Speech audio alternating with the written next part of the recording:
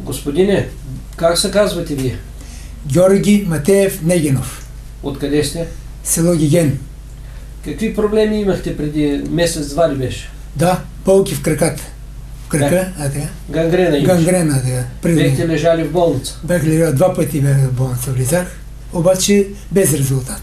Искаха да отрежат кръка? Исках да ми режат крака, обаче аз не се съгласих с тази работа. И видях един приятел, който каза, че е идвал при вас, останал е доволен, каза ми, че е пил тези билки, викам да опитам. И опитах, но останах доволен. Това е разликата. Разликата е за сега, движа се, не може и да се движа, не може и да стъпам. Сега се движа, да сега без бастуни, без това. Имаше рана на крака?